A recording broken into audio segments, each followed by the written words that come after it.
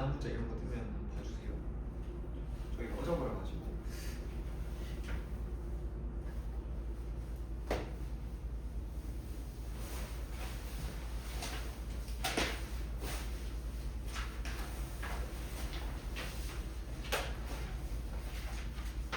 잘 쉬었니? 공부만 했겠지.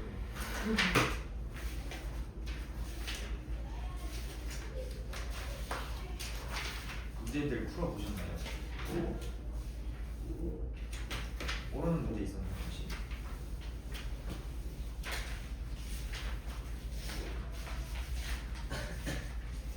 여기 문제가 그렇게 어렵지는 않아요. 상상성이랑 저희 밖에 실력해보기에서 어려운 문제는 없거든요. 그냥 개념 외우고 그래서 쓰면 되는 거라서.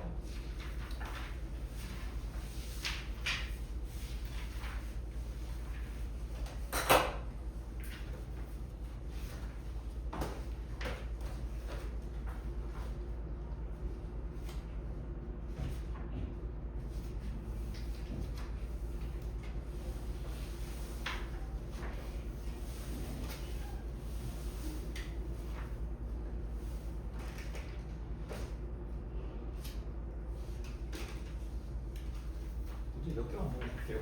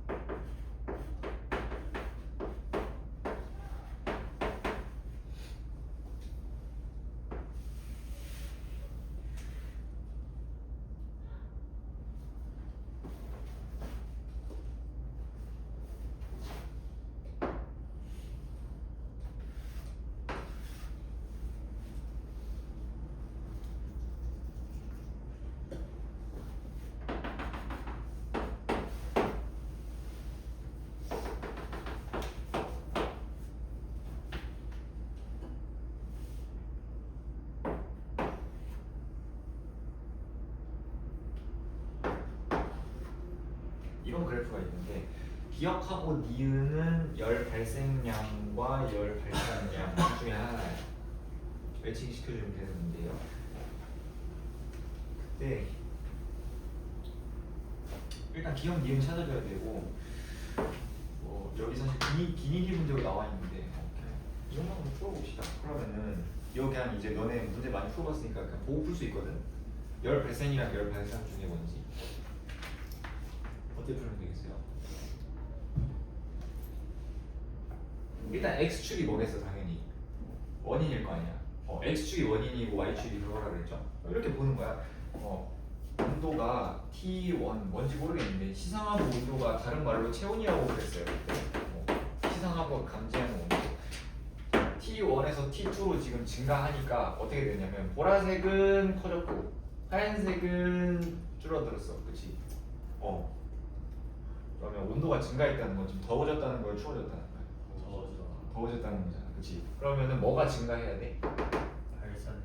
발산량이 증가해야 돼요. 그냥 기억이 발생이겠죠? 발생량은 억제가 돼야죠. 이런 문제인데 이번에 문제가 이렇게 나왔어. 약간 처음 보면 헷갈릴 수 있어가지고 보고 넘어갈게요. 그래프가 두 개가 나오는데 얘가 체온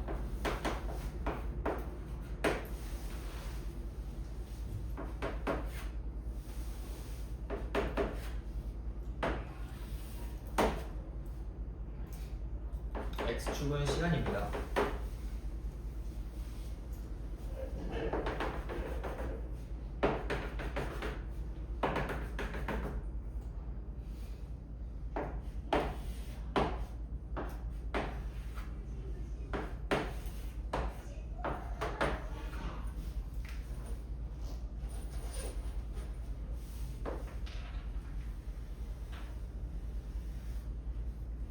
체온이 이렇게 돼 있어요.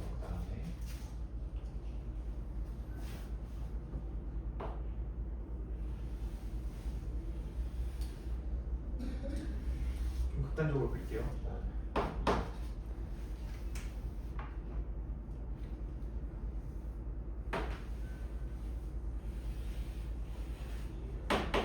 A 이렇게 나왔습니다. 기억하고 니은은 뭐랑 뭐냐면 온탕이랑 냉탕이야. 온탕.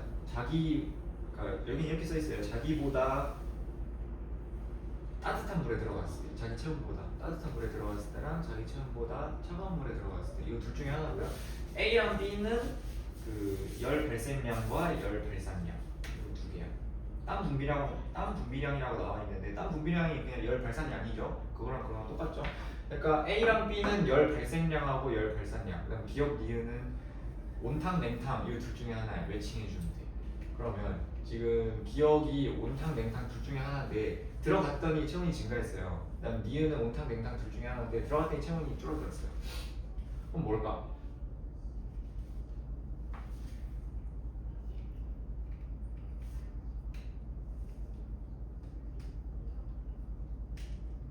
뭐가 온탕이고 뭐가 냉탕이에요? 기억이 온탕, 기억이 냉탕. 기억이 온탕이고 니은이 냉탕이거든.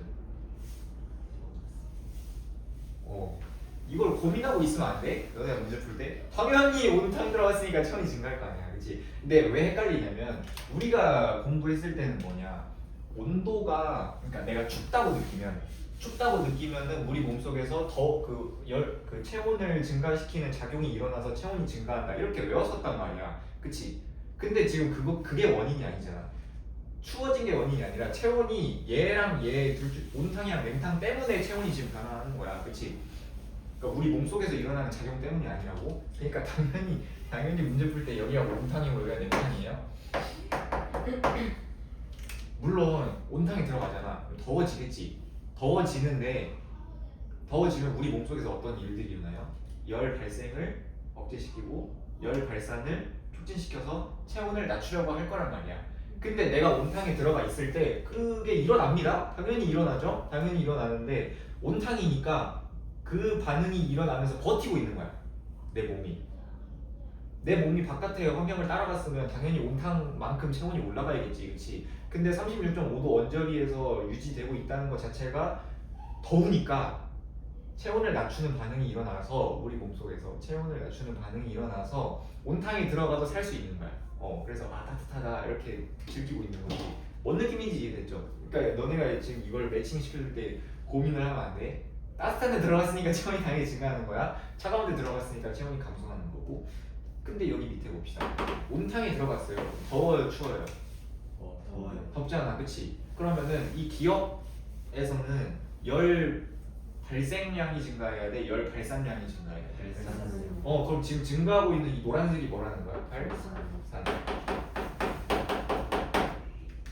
그럼 얘가 발생이 되겠죠?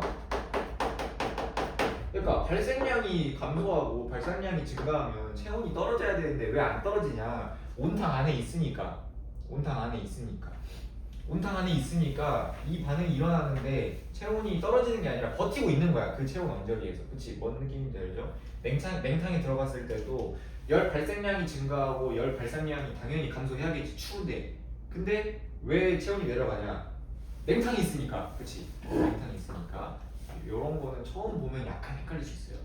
너무 당연한 건데 우리가 이제 공부했던 걸로 가지고 풀어야 되니까 약간 인지 부조화가 오는. 그런데 느낌이고 나머지는 뭐 대답할 필요가 없습니다. 요것만 안 헷갈리면 돼요. 나머지 문제 풀 때도 마찬가지고.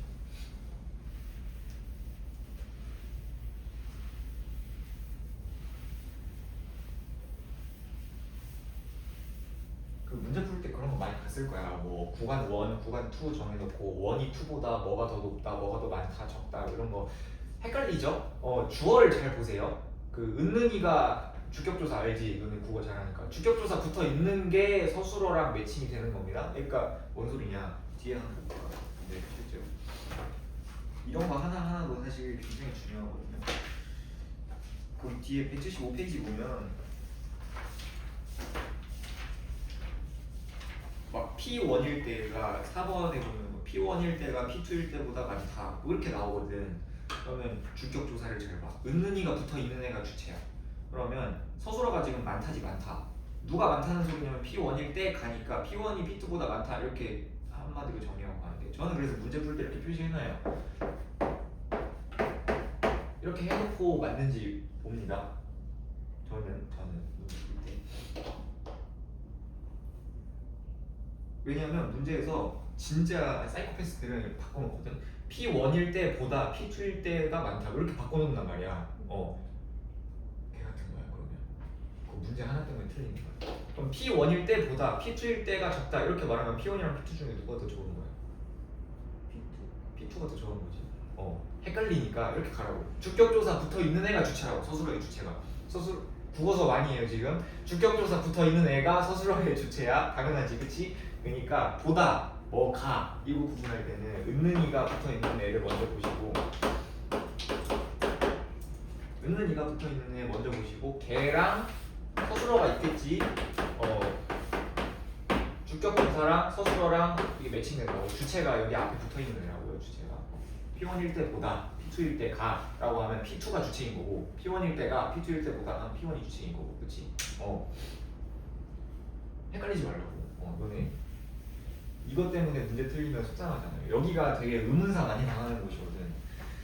되게 쉽잖아. 되게 쉬운데 말장난 가지고 문제 하나 두 개 틀리고 막 이런 데거든요. 틀리지 않도록 조심해서 풀어주시면 되고요. 저희가 이 내용을 다 안 했어요. 다 안 했는데 어딜 안 했냐면 164페이지에 보면 당뇨병에 대한 내용이 있습니다. 당뇨병을 그때 안 하고 끝냈었는데 하고 넘어갈게요.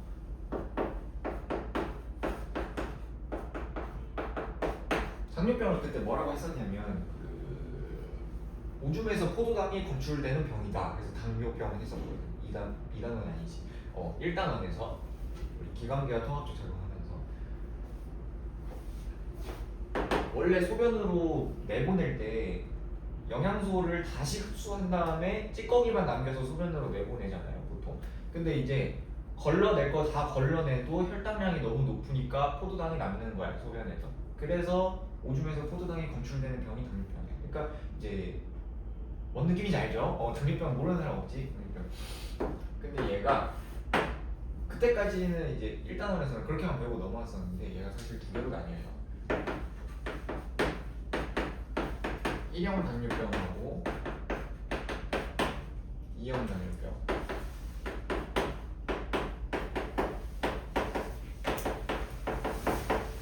두 가지가 있어요. 우리가 앞에서 배웠던 거는 2형 당뇨병이에요. 2형 당뇨병. 그러니까 이제 단 걸 너무 많이 먹어서 평소에 생활 습관이 안 좋아서 그래서 당뇨병에 걸리는 게 보통 2형 당뇨병이고 1형 당뇨병은 얘는 이제 자가 면역 질환이에요. 뒤에 가서도 배울 건데 얘는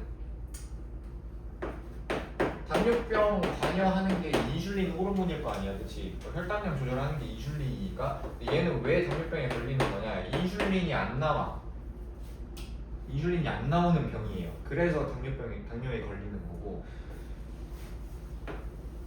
인슐린이 안 나오는 이유가 뭐냐면 인슐린이 어디서 나오죠? 베타세포에서 나오거든요. 이 베타세포가 파괴된 거야.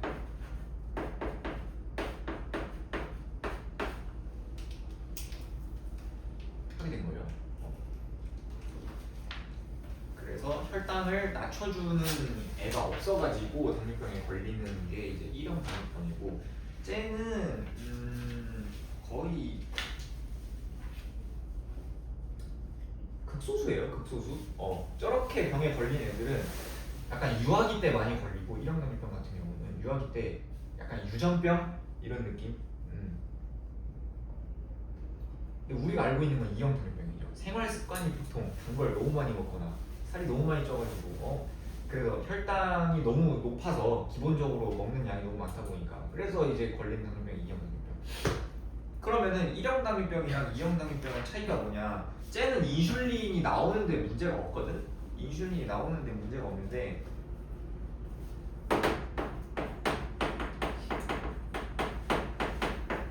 인슐린은 나와요. 근데 인슐린이 분비되면 걔가 일을 해야 될 거 아니야, 그치? 일을 할 때 어디 가서 일을 하냐면 보통 간이나 이제 근육 같은 체세포에 가가지고 수용체에 붙어가지고 이렇게 일을 하는 거죠. 근데 이 수용체가 고장 나버린 거야. 제2형 당뇨병 같은 경우는 인슐린은 나오지만 수용체가 말을 안 들어. 수용체가 말을 안 들어. 수용체가 고장 난 거야. 그래서 인슐린은 문제가 없는데 얘가 이제 일을 못 하는 거지. 일터에 가서. 그래서 혈당을 낮추지 못해서 생기는 병이 2형 당뇨병이라고 보시면 돼요. 그래서 얘를 우리가 뭐라고 하냐면 인슐린 의존성 당뇨라고 해요. 인슐린 의존성. 그래서 얘는 뭐만 해주면 되냐면 인슐린을 그냥 주기적으로 넣어주면 돼. 인슐린을 넣어주면 되는데 얘는 인슐린은 나오는데 수용체가 고장나가지고 말 안 듣는 거니까 얘는 인슐린 비의존성이야. 인슐린 비의존성이라고 해도 되고 보통 저항성이라고 말하거든요. 인슐린 저항성. 얘는 이제 뭐 운동을 열심히 하거나 식단 같은 걸 잘 조절하거나 이런 식으로 바꿔야 됩니다. 생활 습관의 문제라서. 왜 생활 습관이 안 좋으면 이런 일들이 일어나는지 아직 정확하게 밝혀지지는 않았는데 아무튼 당뇨병은 1형 당뇨병과 2형 당뇨병으로 나뉘고 그냥 차이만 구별하면 돼. 얘는 인슐린이 안 나오는 거고 베타스코가 파괴돼서 얘는 인슐린은 나오는데 인슐린의 저항성이 있는 거야 수용체에. 그래서 이걸로 구분해 주시면 됩니다. 얘는 우리가 이제 뒤에 가서 한 번 더 볼 거예요.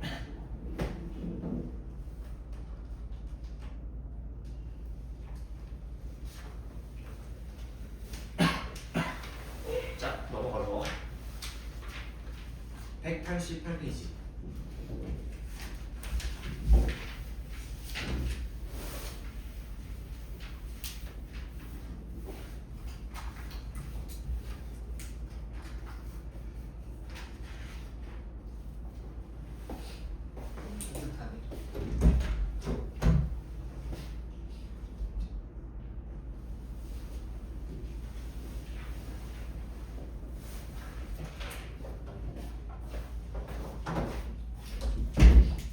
세뱃돈 많이 받았냐? 나도 아직까지는 받는 나이라서 아직까지는 받는 나이라서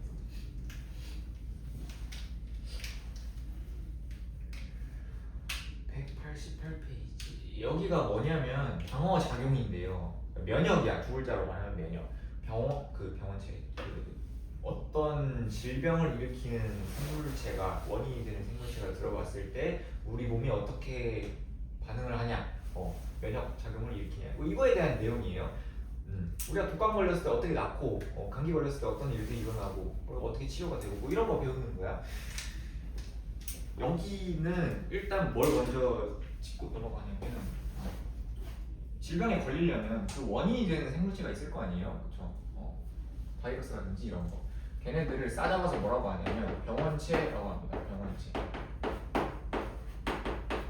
그러니까 병의 원인이 되는 생물체라고 해서 병원체야. 병원체.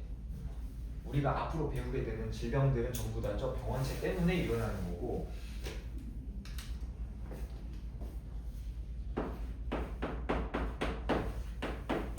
병원체는 무엇을 하냐? 감염과 전염을 시킬 수 있어요. 주변 애들한테. 그래서 우리가 걸린 질병 중에 감염성 질환이라는 게 있고 비감염성 질환이라는 걸로 나뉘거든요.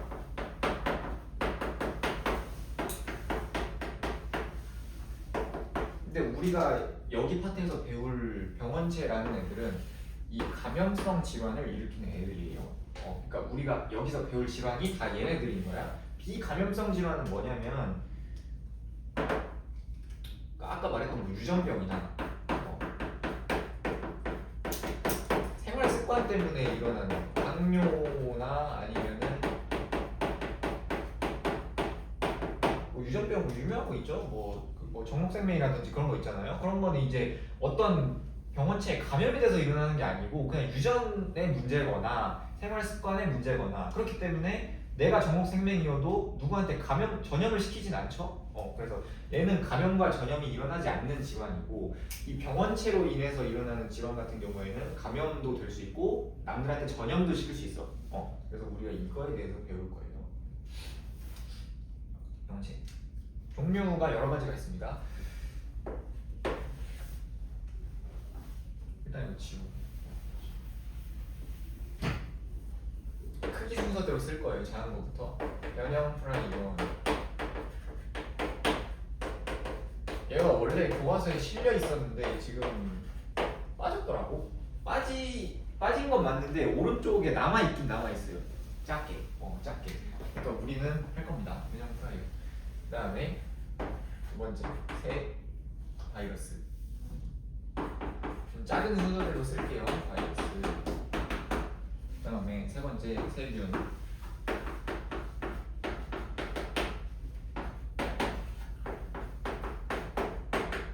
원생생물. 그다음에 다섯 번째 곰팡이.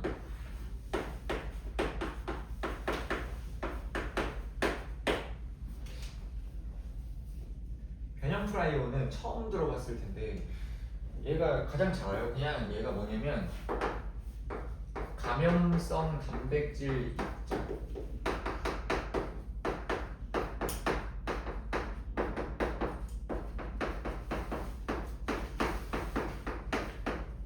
그냥 이렇게만 기억해 두시면 돼요.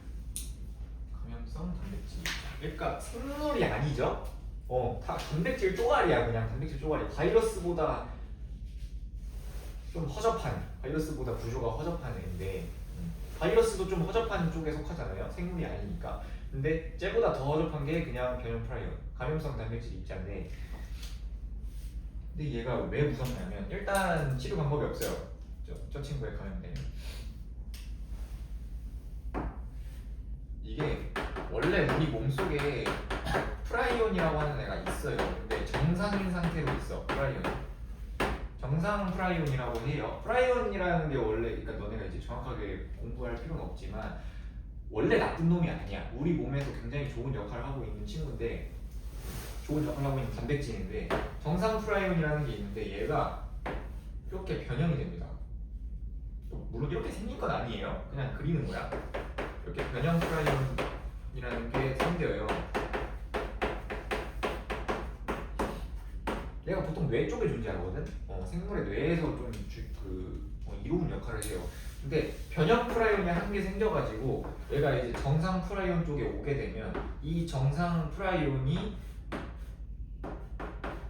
변형 프라이온으로 바뀝니다.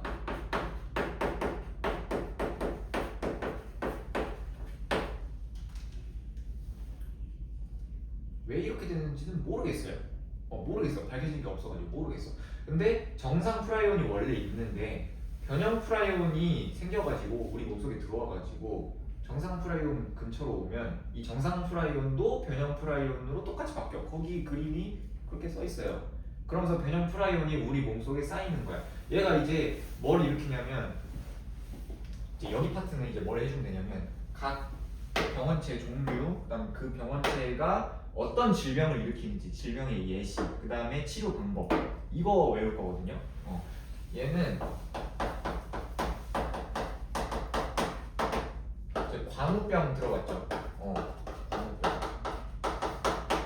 광우병이 뭐야? 미쳐 날뛰는 거잖아. 소가 어디 각택을 받고 이러는 거잖아. 그렇지? 소한테 걸리는 거. 광우병의 원인이죠. 이게 얘가 이제 뇌에 있는 애라 그랬잖아. 뭘 하냐면 심플하게 뇌에 구멍을 뚫습니다. 그래서 광우병 걸린 소들 뇌 조사해 보면 뇌 구멍이 뽕뽕뽕 뚫려 있어요. 그래서 얘가 미쳐가지고 머리를 어디다 박는 거야. 이런 병을 일으키는 애가 변형 프라이온. 단백질 쪼가리인 줄 알았는데 굉장히 위험하죠. 치료 방법이 아직까지 없기 때문에 걸리면 그냥 죽습니다. 광우병, 그 다음에 크로이츠펠트 야코프병이라고 해요. 야코프 뭐라고 나와 있냐? 야코프라고 나와 있어요. 크로이츠펠트 야코프병.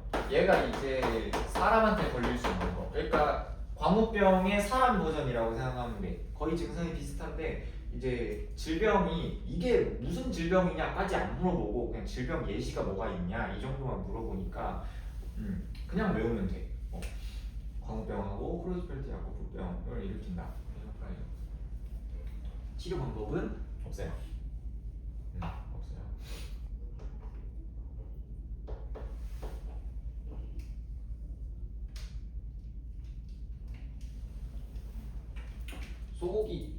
먹을 때 이거 들어있으면 어떡하나.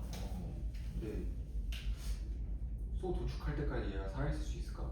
소고기 구워 먹으면 상관이 없을 것 같은데 육회? 저 잘 모르겠어요. 소 머리를 먹진 않으니까. 그 다음에 바이러스. 바이러스는 우리가 앞에서 했거든요. 생물과 비생물의 중간형이다 라고 배웠었어. 그러니까 이제 기생을 하고 있을 때는 바이러스 사는 방법 알죠? 숙주세포에 기생하는 애고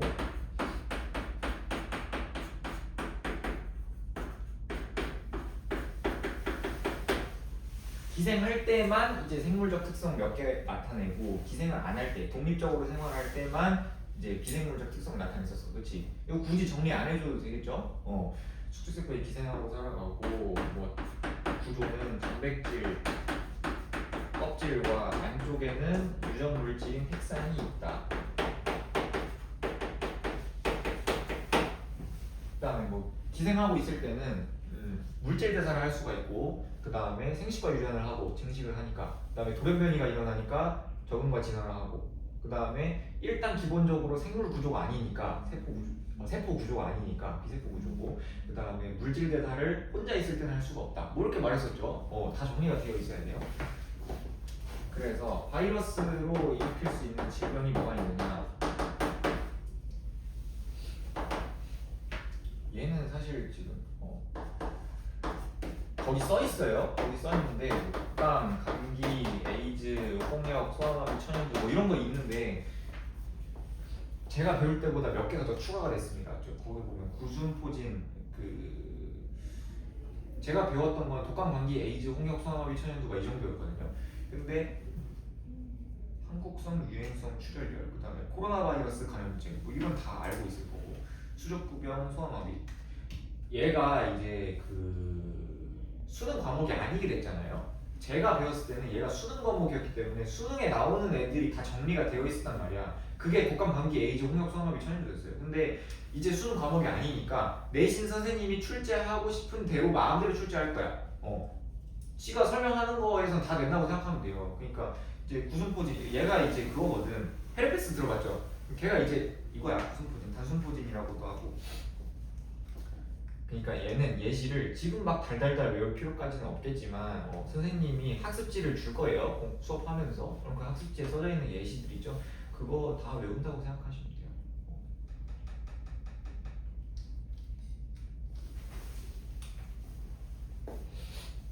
그래서 이런 것들이 있다.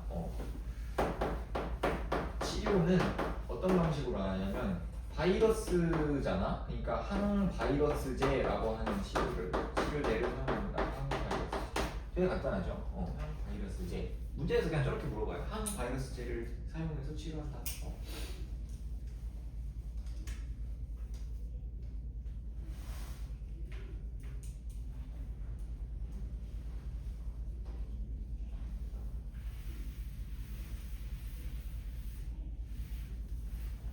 그 다음에 세균.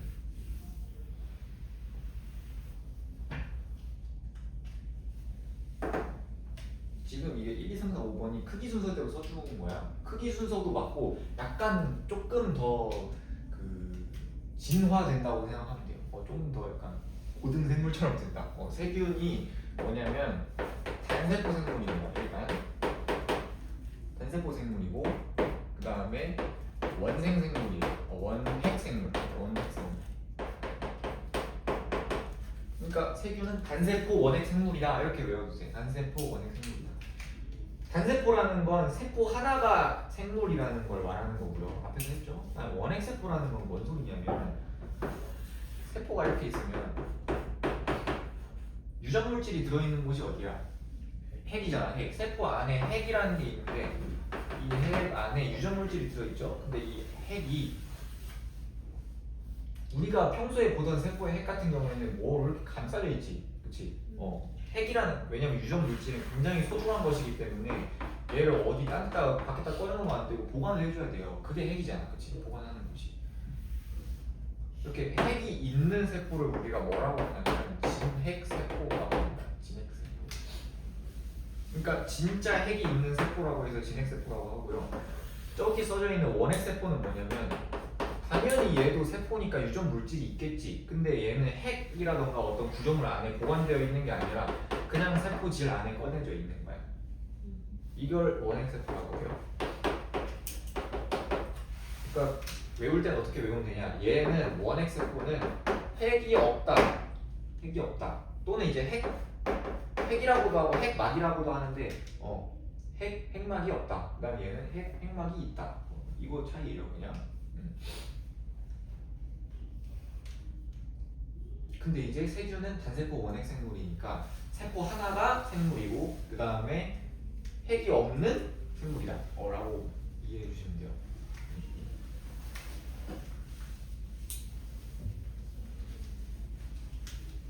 여기도 당연히 질병이 있죠.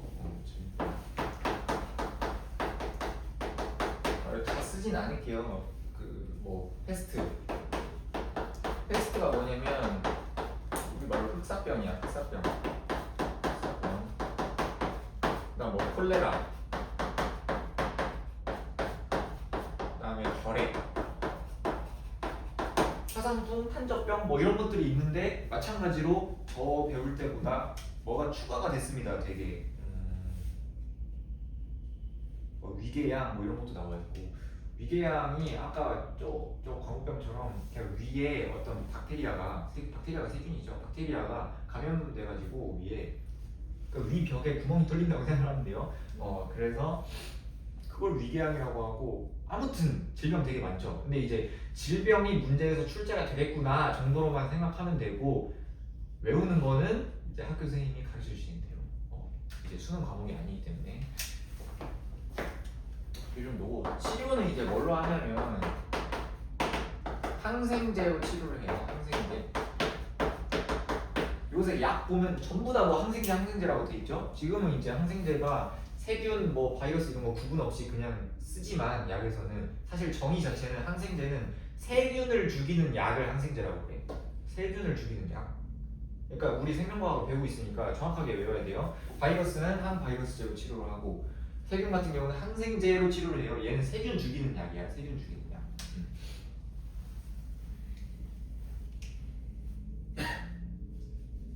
페니실린이라고 들어봤니? 페니실린. 그게 최초의 항생제거든요. 화학하는 애들은 이제 수업하면서 들어봤을 텐데 항생제가 그 세균 죽이는 약이에요. 푸른 곰팡이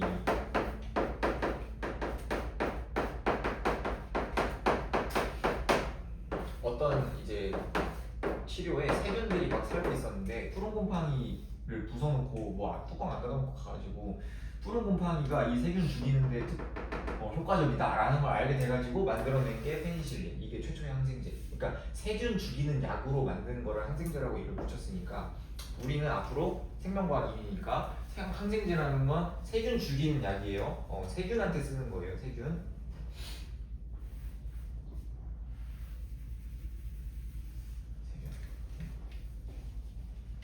그 다음에 원생생물. 쟤는 처음 들어오죠. 얘는 뭐냐면 단세포. 얘도 단세포예요. 근데 전부 다 단세포는 아니야. 그래서 문제 주로 단세포라고 써져 있을 거예요. 교과서에. 거의 단세포인데 단세포가 아닌 것도 있고. 단세포 생물이고 얘는 진핵 생물이야.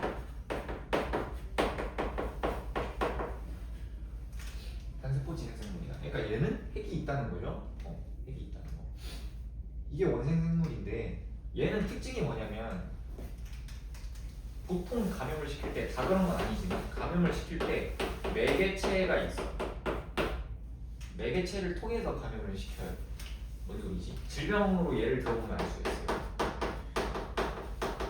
원생생물로 일으키는 질병이 뭐가 있냐? 말라리아. 대표적인 예가 말라리아. 말라리아는 보통 이제 뭐로 감염이 됩니까? 모기. 저쪽 이제 멀리 사는 친구들 보면 말라리아 모기라고 살잖아요, 그렇죠? 말라리아 모기 안에 모기가 어떻게 생겼지? 모기예요. 모기. 이 말라리아 안에 모기 안에 말라리아 원충이 있어요.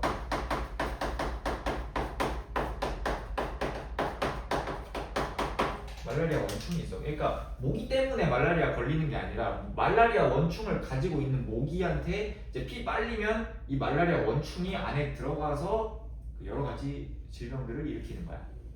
그러니까 매개체라는 게 있다고요. 원생생물은 보통 감염을 시킬 때. 그래서 말라리아 같은 경우는 여기 말라리아 원충이 모기가 피 빨면 들어가서 어디에 들어가냐면 그 적혈구에서 살거든요. 제가 적혈구에서 살다가 말라리아 원충이 적혈구에서 살다가 적혈구 파괴하고 나올 때가 있어요. 그때 이제 독소랑 이런 게 방출되면서 열이 막 나고 좀 아프고 그런 거야. 그래서 그게 말라리아다. 원생생물 자체가 이제 매개체 특성이 있기 때문에 질병에 따라서 어떤 놈을 이제 매개로 삼는지를 기억하고 있으면 좋아요. 말라리아는 모기를 매개체로 하는 거고, 그다음 거기서 수면병이라고 있어요. 얘가 이제 옛날에는 교과서에 없었는데 실렸더라고. 수면병이 뭐냐면 얘가 파리, 채채파리라고 있거든요. 채채파리라고 해서 그 파리가 있어요. 그 파리에 감염되면 그 파리한테 물리면 파리 안에 트리파노소마라고 하는 그 원생생물이 있습니다. 트리파노소마. 그래서 그 트리파노소마에 감염되면 잠만 자다가 뒤지는 병이 수면병이에요. 무섭지. 아무튼 이 두 가지가 있고 이 뒤에 뭐 아메바성 이질 뭐 이런 것도 있는데 이것도 마찬가지로 학교 선생님이 가르쳐 주신 대로 외우시면 돼요.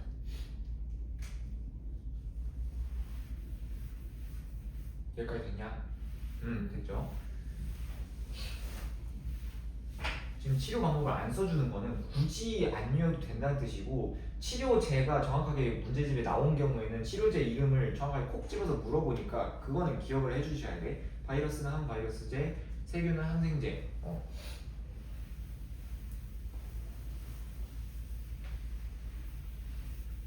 그 다음에 곰팡이, 균류라고도 하는데요. 얘가 이제 제일 고등 생물이에요, 여기 중에서. 그러니까 곰팡이 입장에서는 얘네들이랑 싸잡아서 설명이 되는 것 자체가 굉장히 치욕스럽다고.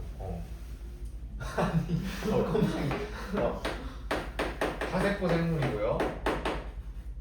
다세포 생물이고 얘도 당연히 진핵세포겠죠. 그러니까 어디 단세포 애들이 세포도 아닌 것들이 깝치고 있어. 이런 느낌이야. 곰팡이 다세포 생물이고 진핵세포. 곰팡이 특성 뭐 알죠? 뭐 그 습한 곳에 많이 살고 뭐 그런 게 문제 막 자주 나오지는 않겠지만 곰팡이 같은 애들. 근데 다세포 진핵세포다. 다세포 진핵생물이다. 이 정도고. 얘로 일으키는 질병은 원래 무좀 하나만 있었거든요. 무좀이 곰팡이 때문에 일어나요. 무좀. 근데 이제 뭐 칸디다증 뭐 이런 것도 생겼더라고. 이것도 마찬가지로 학교 선생님이 가르쳐 주시는 대로 외워주시면 됩니다. 무좀. 지금 설명하면 거의 100% 나올 거예요. 독감, 감기, 에이즈, 홍역, 소아마비, 천연두 뭐 이런 거랑 광우병, 뭐 무좀 이런 것들은 100% 나오는 애들이고, 그거 말고도 사실 100점 맞으려면 100% 나오는 애들만 뿐만 아니라 다 외워야죠. 그쵸?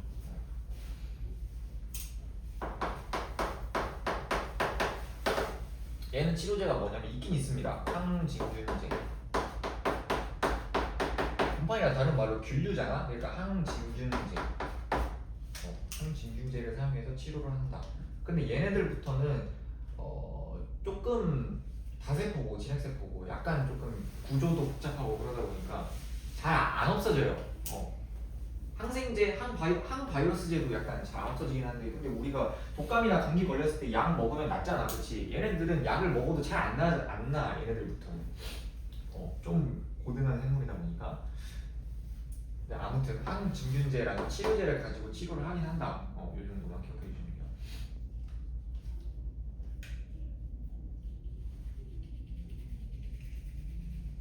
됐나요? 그렇죠.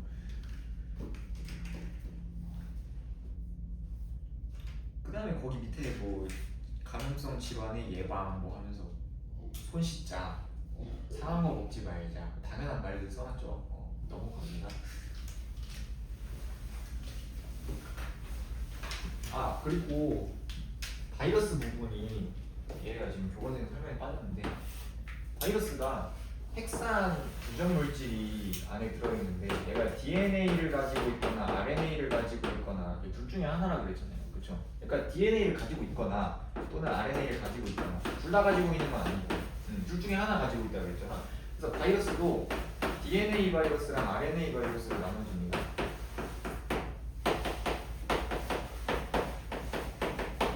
저번에도 없어져가지고 설명 안 해도 될 것 같고 나올 수도 있으니까. DNA 바이러스 같은 경우에는 이제 감기가 DNA 바이러스로 걸려요. 감기. 이름까지 제가 써드리긴 할게요. 아데노바이러스.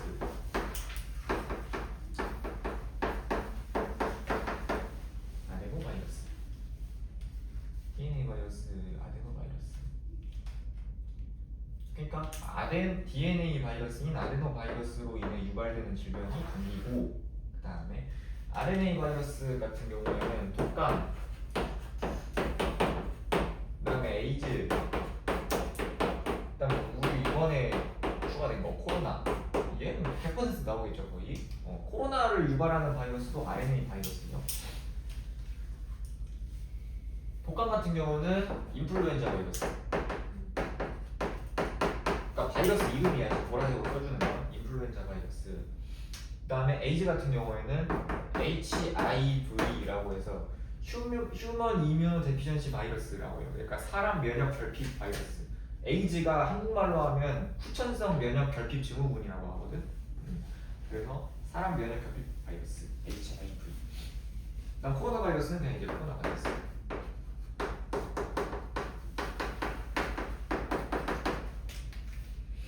그럼 이거 구분해서 외워야 되나요? 그러니까 이것도 이제 학교 바이 학교야. 선생님이 어디까지 설명할지 모르겠어. 근데 예시로 이 정도만 설명을 해주자면 얘는 DNA 바이러스니까 바이러스 자체가 되게 안정적이야. 핵산이. 왜냐면 DNA가 이중다선 구조니까 안정적이잖아요. 그러니까 돌연변이가 잘 일어나 안 일어나? 안 일어난다고 그때 말씀드렸습니다. DNA를 가지고 있는 바이러스는. 그러니까 우리가 감기를 걸릴 때 예방주사를 매년 안 맞잖아. 그치? 감기 예방주사 그딴 거 없죠? 그렇죠? 근데 RNA 바이러스 같은 경우는 독감, 인플루엔자, 에이즈, HIV 있고 에이즈는 잘 모르지만 코로나 바이러스 같은 경우에는 우리가 코로나 처음 발생했을 때도 매년 이제 맞았잖아요. 화이자 백신이라던가 예방주사 맞았는데 독감 같은 경우도 우리가 매년 맞고 있죠. 그 이유가 뭐냐면 얘가 RNA 바이러스니까 돌연변이가 많이 일어난다고. 그러니까 작년에 만난 놈이랑 올해 만난 놈이랑 다른 놈이야. 같은 바이러스긴 한데 얘가 진화가 돼가지고 다른 놈이라고. 그러니까 백신을 매년 맞아줘야 되는 거예요. 이해되냐? 그러니까 우리가 이제 감기 같은 경우는 예방주사를 안 맞고 독감의 예방주사를 맞는 이유가 이런 것 때문이에요. 이런 것 때문에. 얘는 돌연변이가 계속 일어나니까 매년 이제 똑같은 새로운 주사를 맞아줘야 되는 거고.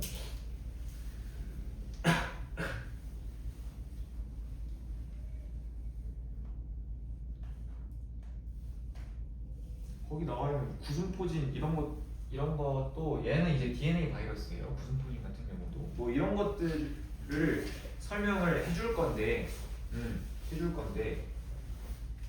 학교 선생님이 가르쳐 주시는 거에 따라서 외워주시면 돼요. 그냥. 오케이, 넘어갑시다. 191페이지. 우리가 지금 수업이 몇 번 남았지? 하나, 둘, 셋, 넷, 다섯, 여섯 번 남았는데 우리가 아직 유전도 못 들어갔죠. 유전도 못 들어갔죠. 살짝 빡세긴 한데 그래도 좀 진도를 많이 나갈게요.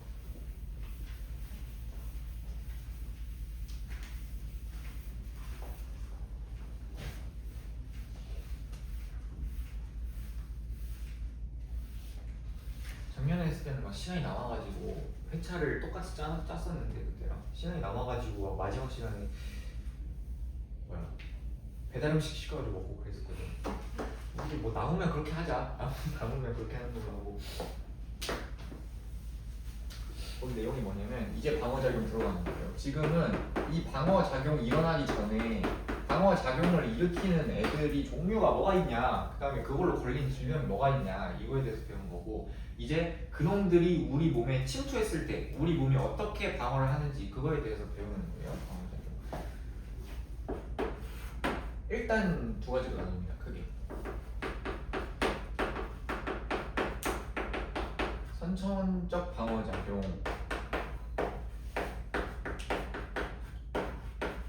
선천적 방어작용이었나? 저 때는 이제 비특이적 방어작용 이렇게 되어가지고 선천성 면역이라고 나와 있네요. 선천성 면역.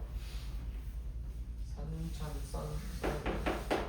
아마 둘 다 설명할 거예요. 얘가 이제 옛날 내용으로 하면 비특이적 방어작용. 비특이적 방어작용.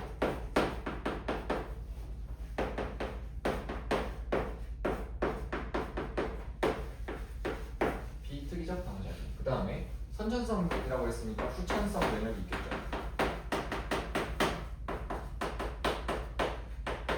얘는 특이적 방어작용.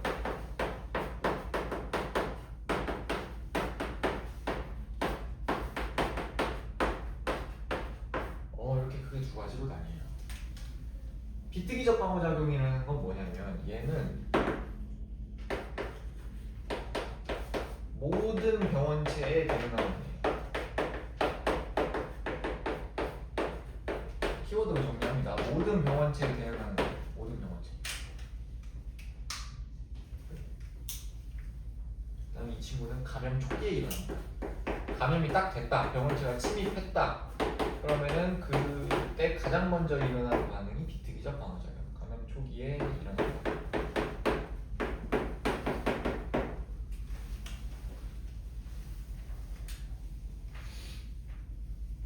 그러니까 모든 병원체에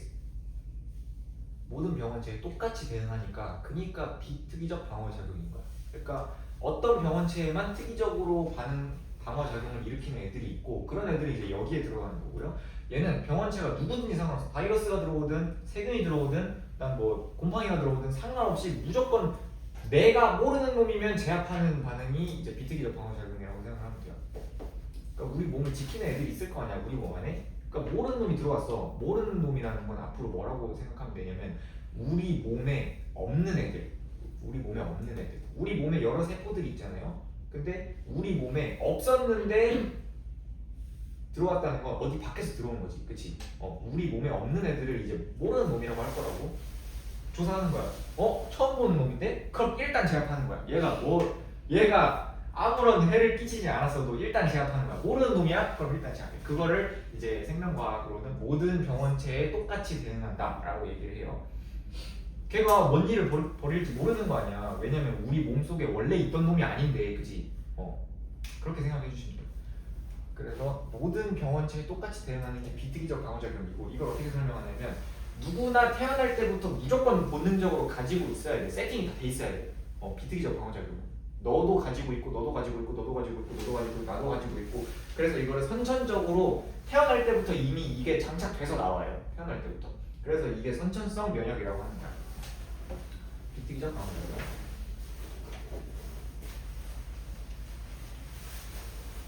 후천성 면역은 뭐냐면 이제 너네가 삶을 살아가면서 만나는 질병들이 있겠지. 그러면 만나고 나서부터 이놈은 조심해야겠다라고 생각하는 게 후천성 면역이라고 생각하면 돼요. 특이적 방어작용. 그러니까 얘는 특정 병원체에만 대응합니다. 특정 병원체.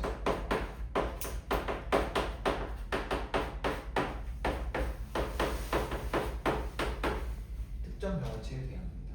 어떻게 외워주면 되냐면 얘가 일단 1차 방어벽이라고 생각을 하면 돼요. 일단 들어오잖아. 그러면은 이게 무조건 일어나. 누가 들어오든지 간에. 모르는 놈이잖아. 일단 제압하는 거야. 모르는 놈이면. 근데 얘가 이걸로 막아보려고 했는데 뚫렸어. 뚫리면은 이제 이거 그냥은 안 되겠다. 이러면서 이제 진돗개 하나 발견되는 거예요. 얘가 뚫리면 선천성 면역이 뚫리면 그때 일어나는 게 후천성 면역이다 라고 생각해 주시면 돼요.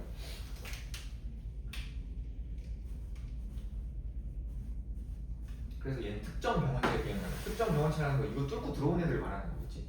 이걸로 못 막는 애들. 그래서 얘는 감염 후에 서서히 일어납니다. 좀 늦게 일어나요.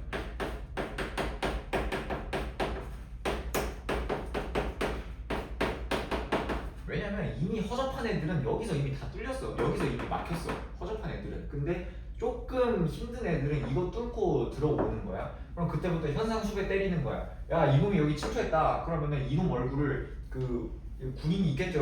우리 몸 지키는 군인 경찰이 군인 경찰들이 우리 걔를 다 알고 있어.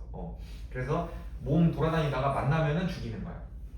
그러다 보니까 뭐 현상수배 때리고 뭐 아무튼 이거 뚫는데도 시간이 좀 걸리고 그러다 보니까 얘가 감염 후에 좀 천천히 일어난다고 생각해 주시면 돼요.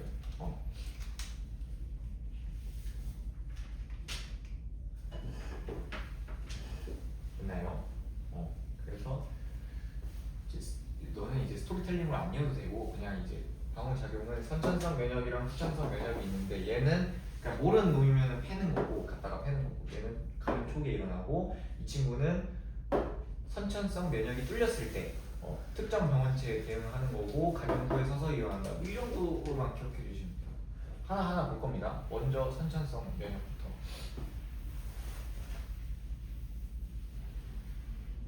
지금요 그냥.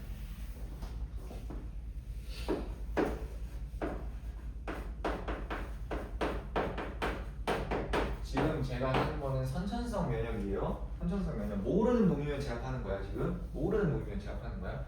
무조건 일어나는 거. 일단 침입하면 무조건 일어나는 거. 외부 방어랑 내부 방어 이렇게 나뉩니다.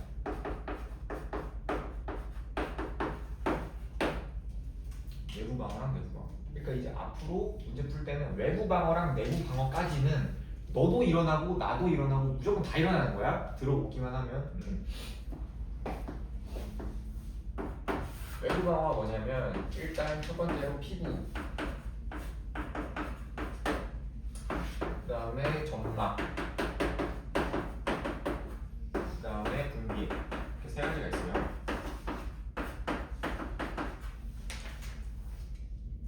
피부는 뭐냐? 1차 방어벽이야.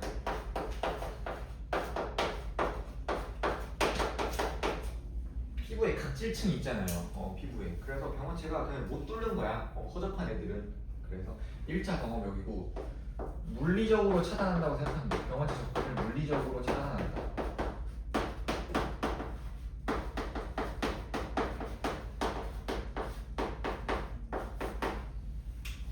이런 느낌이고. 근데 이제 몸 전체에 각질층이 있는 건 아니죠. 피부로 덮여있지 않은 부분이 있잖아. 그치? 예를 들어서 눈이라던가 코라던가 소화관, 뭐 위쪽 이제 벽이라든지 그런, 그다음에 호흡기, 기관지 뭐 이런 쪽 이런 데는 이제 피부로 덮여 있지는 않아요, 그렇죠? 피부로 덮여 있지는 않아서 그런 부분은 이제 점막이라는 게 있어요. 점막. 얘가 이제 피부로 덮여 있지 않은 부분,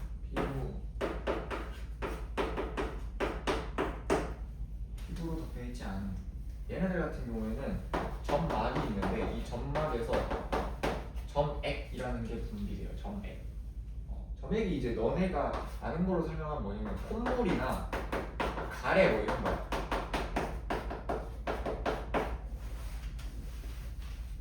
콧물이나 가래 이런 거예요.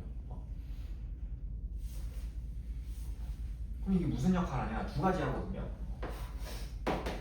일단 콧물이랑 가래가 왜 나는 거냐면 병원체가 들어오잖아. 코나 뭐 이런 쪽으로. 그러면 걔네들을 붙잡아 두는 거야. 더 안으로 못 들어가게. 콧물이나 가래 좀 끈적끈적 하잖아요. 그렇죠? 병원체들이 거기 묶여가지고 더 이상 못 들어가. 그 다음에 이제 우리가 콧물이랑 가래를 뱉어가지고 바깥으로 내보내는 거지. 그래서 병원체 붙잡아주는 역할을 하고요.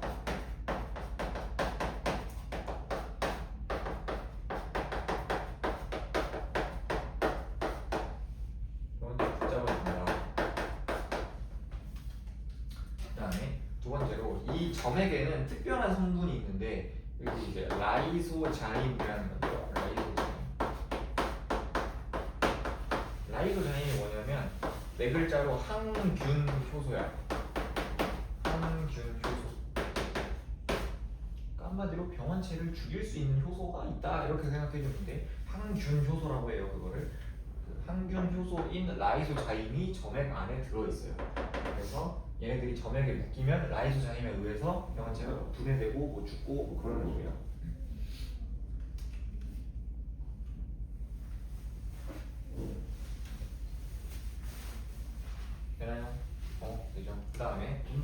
사실 분비액으로 이렇게 세 가지로 정리가 되어 있진 않을 텐데 왜냐면 피부 쪽에서도 분비액이 나오고 점막에서도 분비액이 나오니까 굳이 정리를 세 가지로는 안 해놓는데 교과서에서는 저는 그냥 이렇게 세 가지로 나눠서 가르칠게요. 분비액 뭐 쉬워요. 뭐 눈물, 뭐 땀, 그다음에 침, 땀이나 침 뭐 이런 것들은 피부에서 나오는 거고 눈물은 이제 여기 피부 없는. 아무튼 분비액이 여러 가지가 있는데 우리 몸에서 나오는 분비액이 여러 가지가 있는데 이 분비액에도 당연히 라이소자임이 들어있습니다.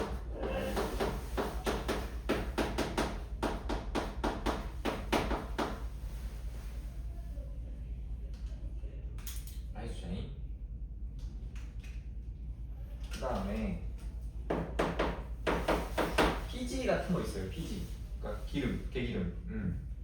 피지. 땀도 마찬가지인데 피지나 땀 같은 경우는 얘가 산성 성분이거든요. 산성이야, 산성. 피지랑 땀에서 나오는 그 성분들이 산성 성분인데 이 산성 성분이 어떤 역할을 하냐? 병원체가 우리 몸 표면에 붙어가지고 생장하는 거를 억제합니다.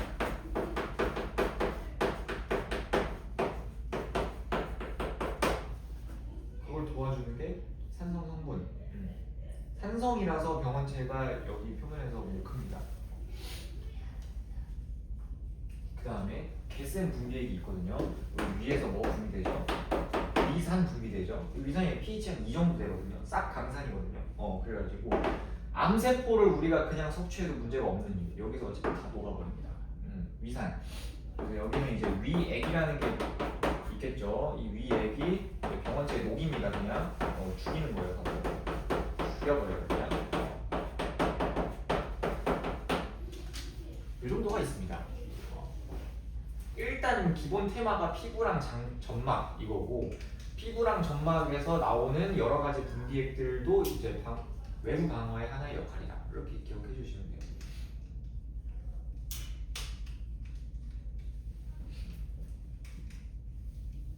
내용이 많아요. 내용이 많으니까 집중하고. 이 외부 방어가 1차적으로 뚫리면은 내부 방어가 일어납니다. 외부 방어가 뚫리면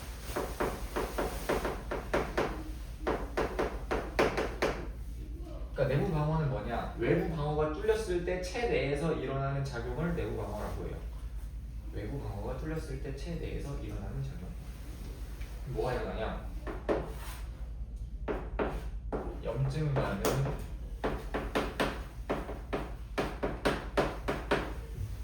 그 다음에 식세포 작용. 식세포 작용은 이제 다른 말로 식균 작용이라고 하고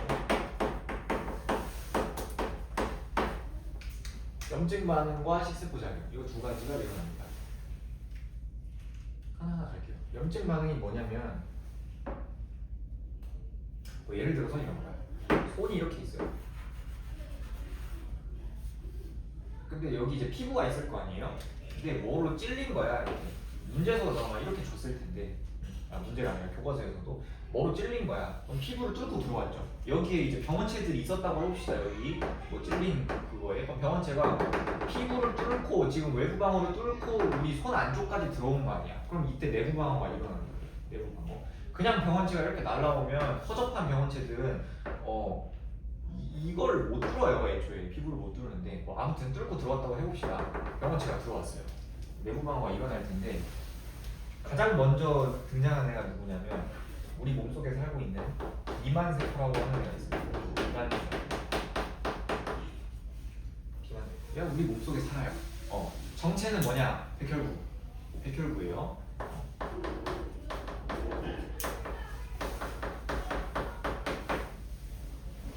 이제 여기 파트는 백혈구가 군인 경찰이라고 생각을 하면 돼. 아까 말했던 거 있잖아요. 너 누구야? 너 모르는 놈이지? 제압해야겠다. 그 다음에 누가 들어왔어? 그러면은 막아야겠다. 이럴 때 등장하는 애들이 싹 다 백혈구라고 생각합니다. 백혈구가 우리 몸에서 군인 경찰 역할을 합니다. 아무튼 그 백혈구의 일종인 비만세포라고 하는 애가 있어요. 비만세포가 병원체가 우리 몸에 들어왔다. 그러면은 뭐를 분비하냐면 히스타민이라고 하는 걸 분비합니다.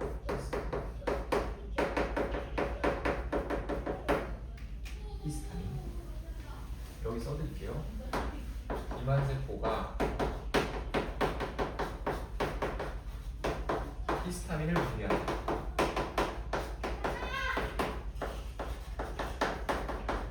히스타민이 뭐냐면 그냥 그 신호 분자거든요. 시그널링 몰리큘. 그러니까 신호 분자.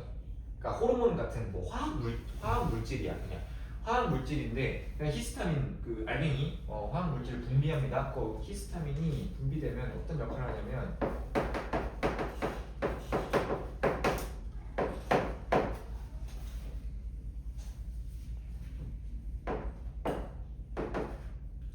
그 근처 혈관을 확장시켜요. 얘가.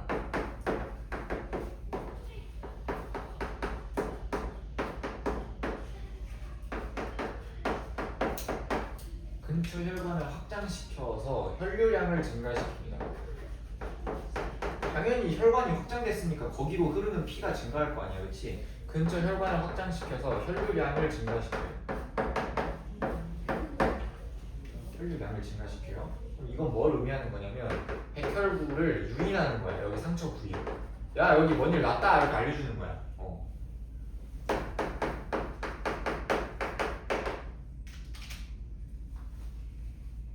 그거를 히스타민이라고 하는 신호 분자가 합니다. 근처 혈관을 확장시켜서 혈류량을 증가시키고 거기로 백혈구를 유인한다.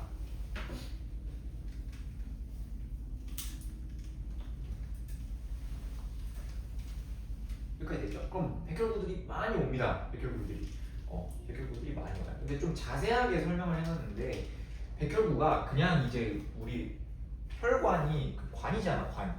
혈관 밖에는 그냥 물이거든요, 물. 그냥 그 물에 둥둥둥 떠다니는 애도 있고, 그다음에 혈관 안에서 살고 있는 애들도 있어요. 그러니까 근처 혈관이 확장되면 혈류량이 증가한다는 말이야. 백혈구가 진짜 개신기한 게 어떻게 되냐면 그냥 이제 그냥 물에 둥둥 떠다니는 애들 이거 보고 옵니다, 근처로. 근데 혈관 안에 있는 애들은 그 혈관을 찍고 나와요, 이렇게. 그래서 혈관을 확장시키는 거야. 확장시키면 백혈구가 이동하는 방식이 그 혈관 사이사이를 이렇게 찍고 나오거든요. 그래서 아무튼 이런 작용들이 일어나고 백혈구들이 모입니다. 백혈구들이 모여요. 많은 백혈구들이 모이겠지만 우리가 기억해줘야 되는 거는 이제 대식세포 아니야. 큰 포식세포. 큰 포식세포라고 하는 백혈구가 있어요. 큰 포식세포. 원래 이름이 대식세포인데 큰 포식세포로 바뀌었어.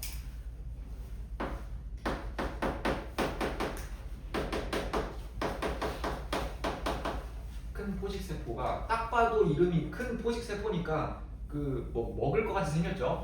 그래서 얘가 병원체들을 심플하게 생각하면 먹어요. 병원체들이 먹어서 분해시킨다고 생각하면 돼요.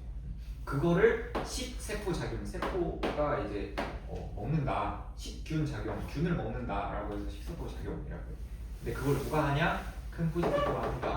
큰 포식세포. 그래서 얘네 둘은 같이 일어나요. 같이 일어나요. 한번 싸운다고 생각하면 돼. 히스타민 분비합니다. 백혈구들이 모였어요. 병원체에 있는 곳으로. 그래서 막 싸우는 거야. 싸우다 보면 또 어떻게 돼요? 근처 혈관이 확장되면서 혈류량이 증가했으니까 우리 눈으로 봤을 때는 여기가 이제 빨갛게 되고요. 그 다음에 싸우니까 식세포 작용이 막 일어나니까 막 열도 나고 전쟁이 일어난 거야 여기서. 전쟁이 일어나니까 열도 나고 부어오르고 막 이런 거야. 그걸 우리 눈으로 봤을 때 염증 반응이 일어났다 이렇게 보는 거야. 빨갛게 일어나고 부어오르고 그 다음에 뭐 뜨겁고 이런 느낌.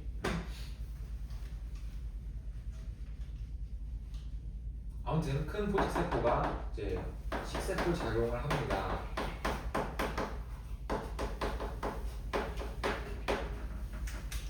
이렇게만 정리해 주시면 돼요. 식세포 작용을 한다는 게 그냥 먹어서 분해한다고 생각하면 돼. 분해. 먹어서 잘게 쪼개요. 그거랑 비슷한 느낌이에요. 우리 그 소화시키는 거. 소화시키는 거.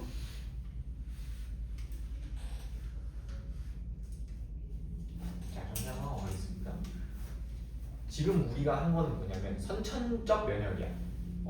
그냥 인간이라면 누구나 가지고 있는 병원체가 누구든지 관계없이 일단 침입하기만 하면 무조건 인간이라면 일어나는 작용을 선천성 면역이라고 하죠. 근데 외부 방어랑 내부 방어가 있는데 외부 방어는 피부랑 점막 분비에 피부는 그냥 진짜 1차 방어벽이고 물리력으로 뚫지 못하게 만들어 놓은 거. 그다음에 점막은 피부로 덮여 있지 않은 부분이 병원체를 붙잡아 두거나 점액이라는 게 나와서 병원체를 붙잡아 두거나 거기 안에 있는 항균 효소인 라이소자임이 병원체를 죽인다.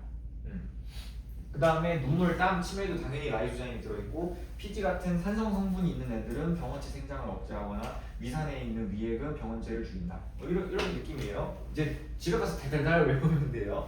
그 다음에 외부 방어가 뚫렸어. 외부 방어가 뚫렸어. 그때 일어나는 게 내부 방어인데 염증 반응이랑 식세포 작용. 가장 먼저 움직이는 애가 비만세포예요. 비만세포가 히스타민이라고 하는 물질을 분비하는데 히스타민은 근처 혈관을 확장시켜서 혈류량을 증가시키고 백혈구들의 상처 부위를 유인한다 라고 생각하면 돼요. 그 다음에 백혈구들이 막 올 거 아니야. 근데 그 중에 우리가 외워줘야 되는 건 이 큰 포식세포. 큰 포식세포가 뭘 하냐면 균들을 먹어요. 병원체들을 먹어가지고 잘게 분해시키는 식세포 작용을 한다. 이렇게 생각해주고 이해되셨죠? 이해되셨죠? 몇 분이냐? 4시 10몇 분.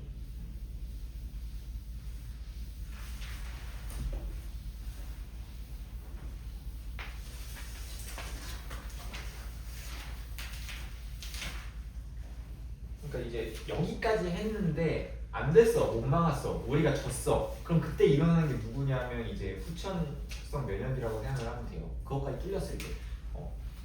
근데 이제 거기를 설명하려면 시간을 좀 많이 써야 되거든요. 그러니까 이제 오늘 수업은 여기까지 하는 걸로 하고.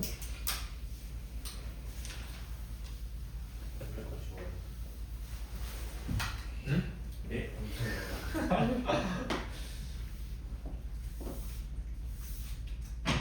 복습 잘 해오시고요. 191페이지까지 했습니다. 내일 192페이지 할 거예요. 내일이 아니라 월요일 날에.